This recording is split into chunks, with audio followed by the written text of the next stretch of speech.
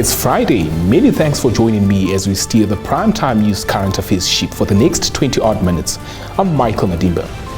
Leading the bulletin tonight, President Dr. Hage Geingob jetted off to Ethiopia, Addis Ababa this morning, where he will participate in the African Union 36th Ordinary Session of the Assembly of Heads of State and Government from the 18th to the 19th of February. More from this insert.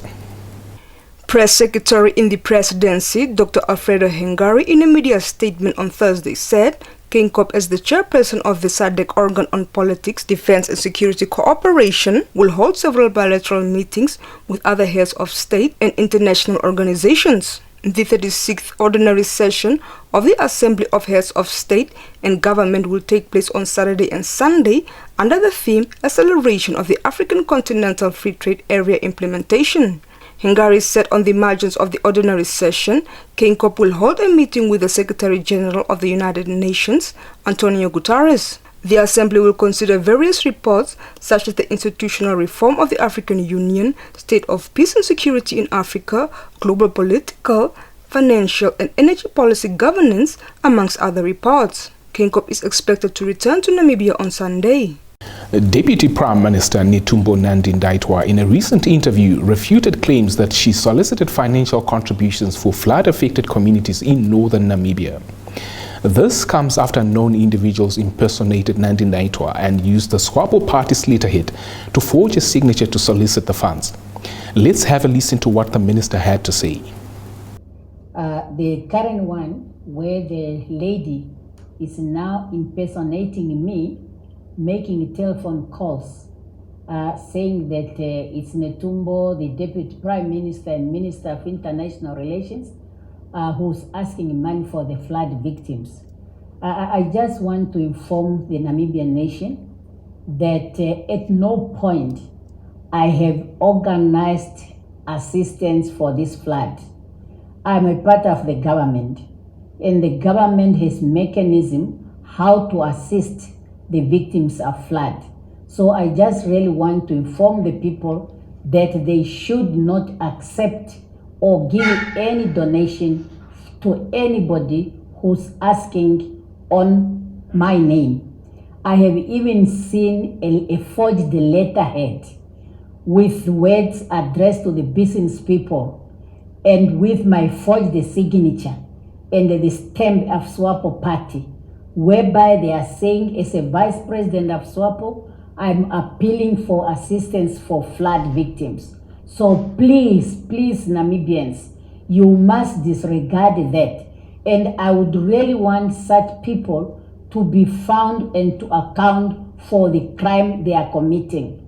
People are sympathetic to the victims and they can give money, but this one will not go to the people.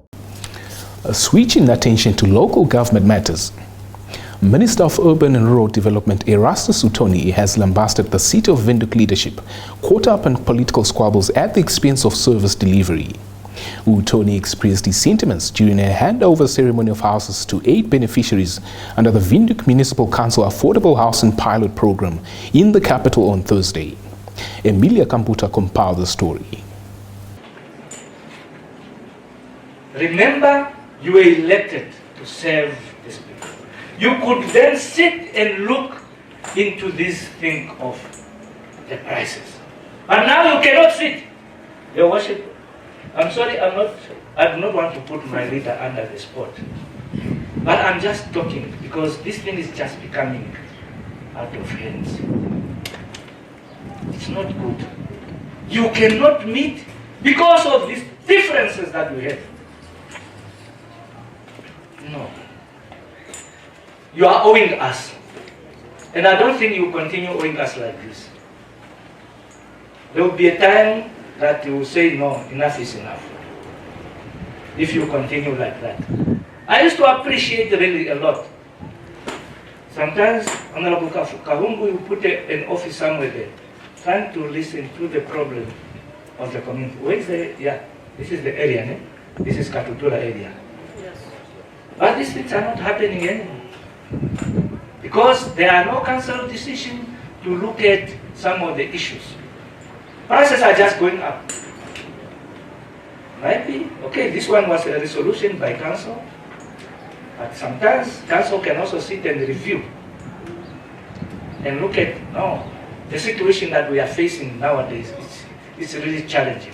Let's review. Yeah, so this is very, very serious. And this is what I'm always saying. Moving on. Bus and taxi drivers registered with the Namibia Bus and Taxi Association, NABTA, attended a 3-day course on defensive driving and first aid at Rundu. NABTA President Jeffrey Platt, in a statement on Thursday, said the training, which started Wednesday, is being offered in conjunction with Vivo Energy Namibia, Drive World Academy, and Oshmat International. Our Kavango regions-based correspondent Sawi Hausiku filed this report. NABTA President Jeffrey Platt, in a statement on Thursday, said the training, which started Wednesday, is being offered in conjunction with Vivo Energy Namibia, Drive World Academy, and Osho Medical International.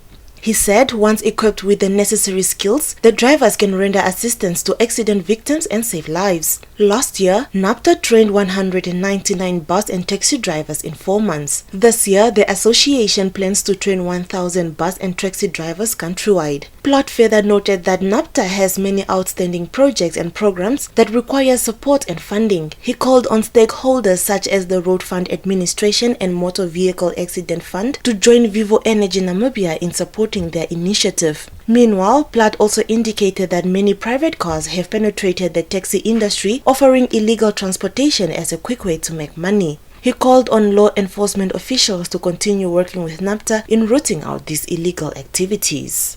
Stand by for your sports roundup.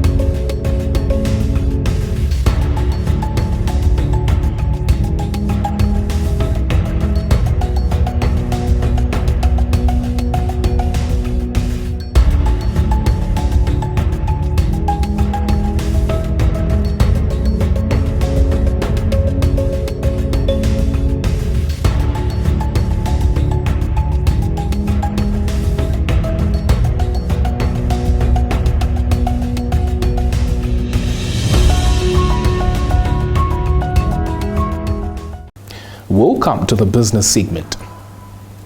Employee relations within the mining sector lead the segment.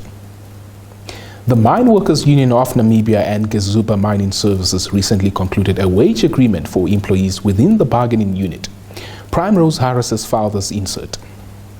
A press release issued recently by the Mine Workers Union of Namibia said wage increments were offered to employees within the margin units categorized in C1 and C2 who will get a 10% increment. All employees in the lower categories will get 2,750 Namibia dollars. Additionally, benefits for employees consisted of medical aid allowance of 500 Namibia dollars in addition to the current allowance, an annual back-to-school bonus equivalent to 3,000 Namibia dollars, introduction of a pension and provident fund for all employees in the bargaining units, as well as a 30-minute shift change allowance payable at an overtime rate of 1.5. The union and company agreed to source the services of a reputable third party to do a job grading and evaluation process, the outcome of which will be implemented in the 2024 financial year. Digressing to continental business news.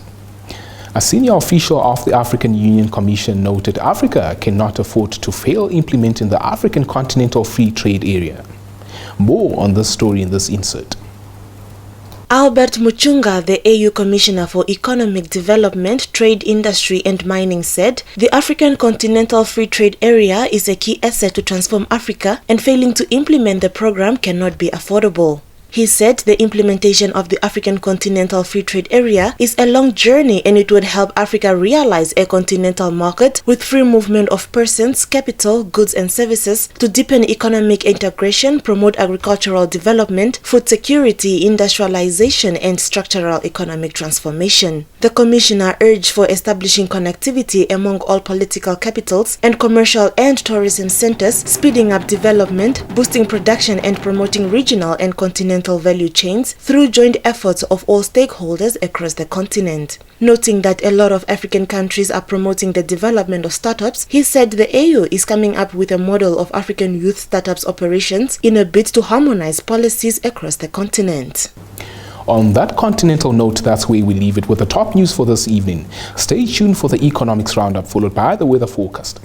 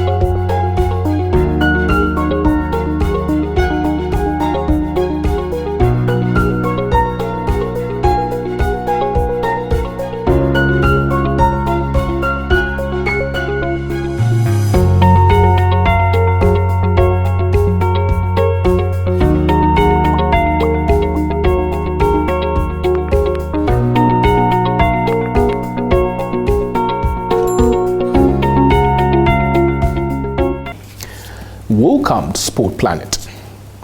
The twists and turns of the English Premier League headline the segment. Arsenal have no time to lick their wounds after losing TopSport and the Premier League to Manchester City, as the Gunners aim to snap a 4-game winless streak at Aston Villa on Saturday. City must end Nottingham Forest's 5-month unbeaten run at the City Ground in the league if they are to maintain their momentum towards a 5th title in 6 seasons. Liverpool's trip to Newcastle could have big implications on who finishes in the top 4 come the end of the season, while there is a huge relegation 6-pointer at the bottom as Leeds visit Everton. Meanwhile, a 35-year-old man has admitted assaulting Arsenal goalkeeper Aaron Ramsdale at the Tottenham Hotspur Stadium at the end of the North London derby. The 24-year-old Ramsdale was kicked in the back shortly after the Gunners beat Tottenham 2-0 in a Premier League match on January the 15th. Joseph Watts pleaded guilty at Oxbridge Magistrates Court to assault by beating, going onto an area adjacent to the playing area and throwing a missile onto a football playing area. He also threw 4 coins towards the pitch. Watts of Dalston in Hackney, East London, appeared in person to confirm his name, age and address before entering the pleas. Stand by for your sports roundup.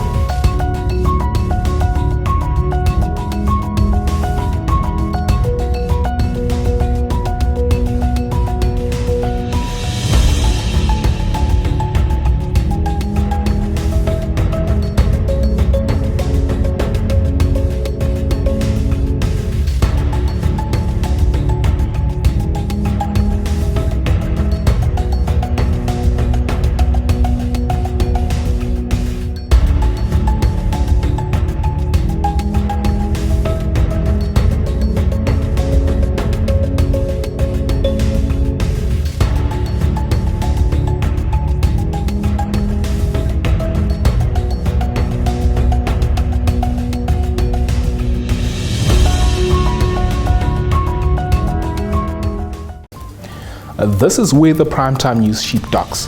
Many thanks for watching. Do join us again next week for contextualized local, continental and global happenings. From myself, Michael Madimba, and the entire crew behind the scenes, wishing you a fantastic weekend. Good night.